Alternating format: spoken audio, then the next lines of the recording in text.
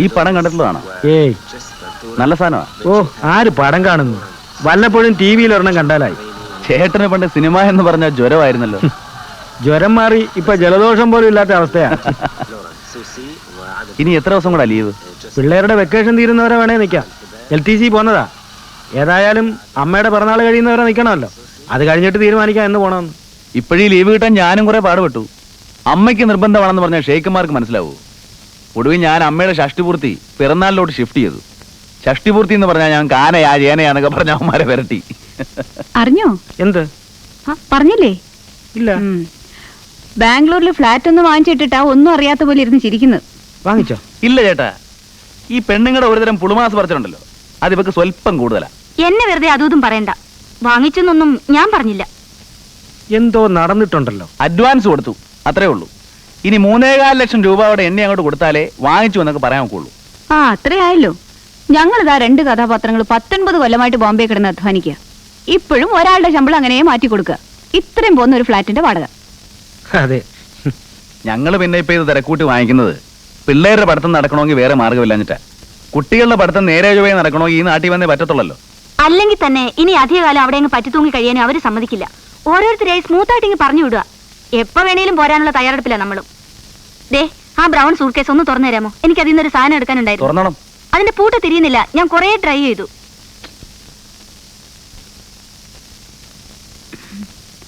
6:45 വാങ്ങുന്നേ. 3.5 കൊടുത്തു. ബിന്ദു പറഞ്ഞത് best locality ആണെന്ന്. സിറ്റിയുടെ നടക്കെ 2 bedroom വിത്ത് ഓൾ ഫെസിലിറ്റീസ്. കൈ പണമുള്ള പലരും അങ്ങനെ പലയിടത്തും ഫ്ലാറ്റ് സ്ഥലമൊക്കെ വാങ്ങിച്ചിടും. അതൊരു പതിവാ. ആരെങ്കിലും വാങ്ങിക്കുന്ന എനിക്ക് പറയേണ്ട കാര്യമില്ല. ഇതിപ്പോ സ്വന്തം അനിയനായതുകൊണ്ട് പറഞ്ഞതാ. എന്തെങ്കിലും പറയാൻ തുടങ്ങുന്നതിന് മുമ്പ് ചാടി കടിക്കാൻ വന്നോണം. നമ്മൾ ഈ ഇലക്ട്രിക് ട്രെയിനിന്റെ പിന്നിൽ തൂങ്ങിക്കിടക്കാൻ തുടങ്ങിയിട്ട് 19 കൊല്ലായി. അത് ഓർമ്മിപ്പിച്ചെന്നേ ഉള്ളൂ.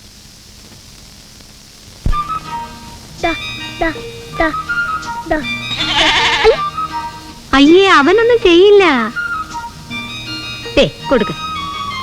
വേണ്ട, അമ്മൂമ്മ കൊടുക്ക. ഒന്നും ചെയ്യില്ലടി മോളെ. വേണ്ടമ്മേ, സ്വല്പം പേടിയിരുന്നോട്ടെ. അത് മാറിയാൽ അവൾ അതിനെ പിടിച്ച് ഞെക്കി കശക്കി ശല്യം ചെയ്ത് കളയും. ആണോടി മോളെ?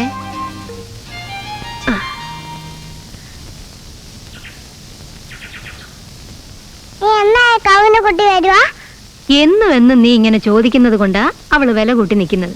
ചോദിക്കാതിരുന്നാ മതി. നിങ്ങൾ പോകുന്നതിന് മുമ്പ് അവള് കുട്ടിയെ തരും. ഇതിന്റെ ഉള്ളിലാ കുട്ടി? ആ, എവിടെ? നിന്റെ തലയില്. ഇനി അതും ഇതും ഒക്കെ ചോദിക്കാൻ തുടങ്ങും.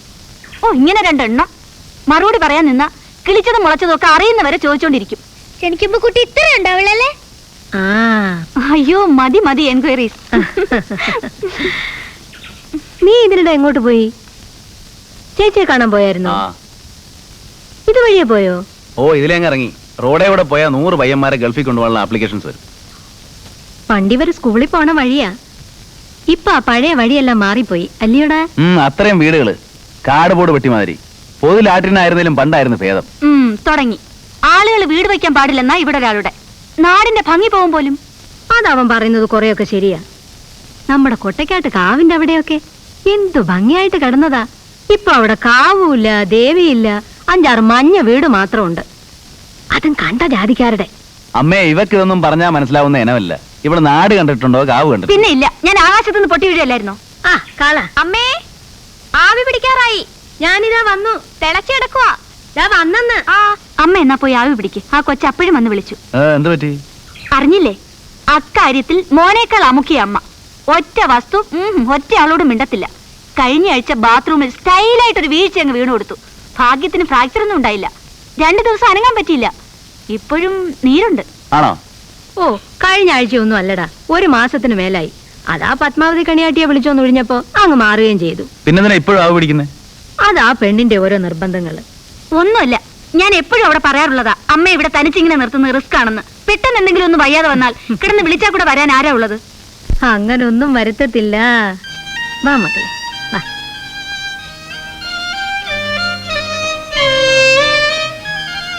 ഇപ്പോഴും നടപ്പ് ശരിയായിട്ടില്ല. ഞാൻ നോക്കിട്ടൊരു കുഴപ്പം കാണുന്നുണ്ട്. കുറെ കൂടെ വലിയ കുഴപ്പമുണ്ടായാലേ കാണുള്ളായിരിക്കും. ഞാൻ ഉള്ള കാര്യം പറഞ്ഞു. കിടന്ന് വിളിച്ചാൽ ഓടി വരാൻ അയലത്ത് കൂടി ആളില്ല. ശ്മശാനം പോലെ പരന്ന ഒരു പറമ്പും അതിനകത്ത് 10,000 പോലൊരു വീടും. നീയേ നല്ല വീട് കണ്ട് വളർന്നിട്ടില്ല. അതുകൊണ്ടാണ് ഈ വീട് കാണുമ്പോ ഇങ്ങനെയൊക്കെ തോന്നുന്നത്. മനസ്സിലായോ?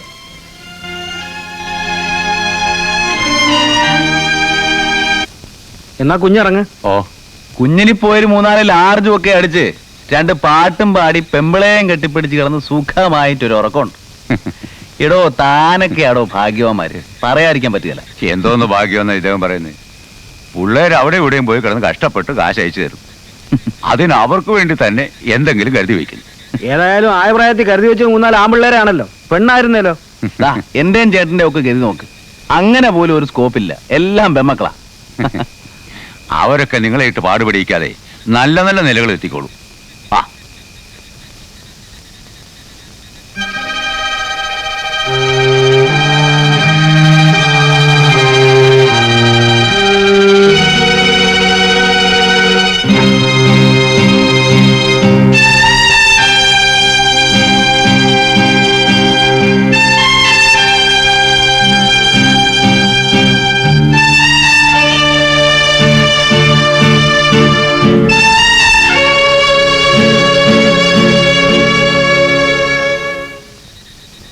എന്താ തന്തപ്പടി പോകാതെ നിന്ന് ലാത്തി?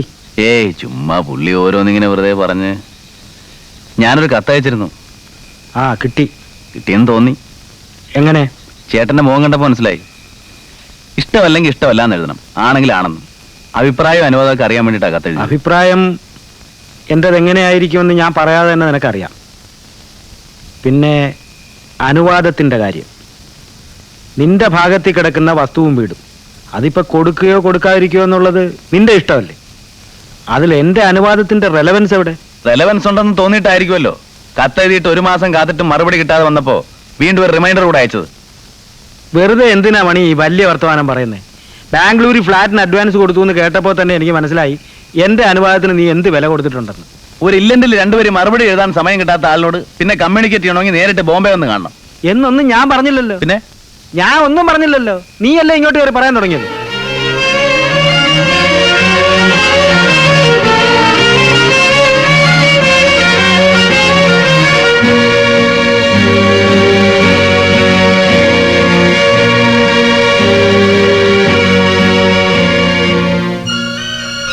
നമ്മൾ ഉദ്ദേശിച്ച പോലെ തന്നെ. ആ അപ്പോ അമ്മ? ഞാൻ ചോദിച്ചില്ല.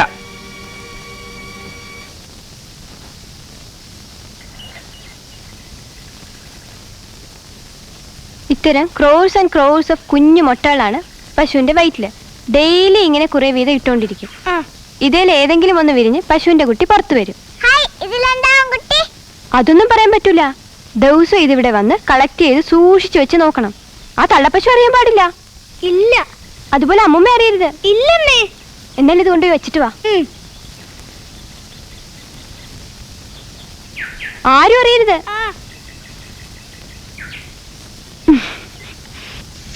സൗത്ത് ഇന്ത്യയിൽ വെച്ച് തന്നെ ബെസ്റ്റ് എന്ന റെപ്യൂട്ടേഷൻ ഉള്ള സ്ഥലമാണ് ശരണാലയം. ഒന്നിനും അവിടെ ഒരു കുറവുമില്ല. ദിവസവും മെഡിക്കൽ ചെക്കപ്പ്, ഓരോരുത്തരുടെയും ടേസ്റ്റ് അറിഞ്ഞിട്ട് വെജിറ്റേറിയനോ നോൺ വെജിറ്റേറിയനോ ആയിട്ടുള്ള ഭക്ഷണം. ഒന്നും വയ്യാതെ വന്നാല് അപ്പൊ അതിനുള്ള ട്രീറ്റ്മെന്റ്. അവിടെ ഞങ്ങളുടെ കൂടെയുള്ള ഒരു കോഴഞ്ചേരിക്കാരൻ ഫിലിപ്പുണ്ട്. പുള്ളിയുടെ അപ്പനും അമ്മയും അവിടെയാ. ചേട്ടൻ എപ്പോഴും പറയും ഞങ്ങൾക്ക് 2 പേർക്കും കൂടെ അവിടെ 2 സീറ്റ് റിസർവ് ചെയ്തിടാമെന്ന്. അപ്പൊ ബാംഗ്ലൂരിലെ ഫ്ലാറ്റോ? അയ്യോ, ഇപ്പോഴേ അങ്ങ് പോവാനല്ല, വയസ്സാവുമ്പോ. വയസ്സന്മാരെയും വയസ്സുകളെയും മാത്രമേ അവിടെ താമസിപ്പിക്കുകയുള്ളൂ. ഓഹോ. അയ്യോ, ചേച്ചിക്ക് മനസ്സിലായില്ലേ? ഇത് ജെറിയാറ്റിക് സെന്ററാ. ഓർഫണേജ് മാതിരിയുള്ള സ്ഥലമൊന്നുമല്ല. എല്ലാവർക്കും അവിടെ അങ്ങ് ചെന്ന് കയറാനൊന്നും പറ്റില്ല. ചേട്ടൻ തന്നെ അവിടെ ഒരു സീറ്റ് കിട്ടാൻ വേണ്ടിയിട്ട് എന്ത് കറസ്പോണ്ടൻസ് നടത്തി, എത്ര രൂപ ചെലവാക്കി. ആണോ? പിന്നെ ചുമ്മാതാന്നാ വിചാരം. അമ്മ ലക്കിയാ, അതുകൊണ്ട് മാത്രം കിട്ടിയതാ. ഈ ചേച്ചിയുടെ കൈകൊണ്ട് തൊട്ടാൽ എന്ത് ടേസ്റ്റാ. അവിടെ ഒരാൾ എപ്പോഴും പുകഴ്ത്തല ചേച്ചിയുടെ കുക്കിങ്ങിനെ പറ്റി പറഞ്ഞു. എന്നിട്ട് എന്നെ ചീത്തേ. എല്ലാ പെണ്ണുങ്ങൾക്കും ഇത് പറഞ്ഞിട്ടില്ലെന്ന് പറഞ്ഞു ഞാനും തർക്കിക്കും. അമ്മയെ മാറ്റി താമസിപ്പിക്കാൻ തീരുമാനിച്ചതുകൊണ്ട് വീട് കൊടുക്കുന്നതിനെ പറ്റി ആലോചിക്കുന്നു, വീട് വിൽക്കാൻ തീരുമാനിച്ചതുകൊണ്ട് അമ്മയെ മാറ്റി താമസിപ്പിക്കുന്നു? ഇല്ല, എനിക്കിത് ചോദിക്കേണ്ട കാര്യമൊന്നുമില്ല. പക്ഷെ അമ്മയോട് ഇക്കാര്യം പറയുന്ന ജോലി അത് നിങ്ങൾ ആരെങ്കിലും തന്നെ അങ്ങ് ചെയ്താൽ മതി. എന്നെ കൊണ്ട് വയ്യ.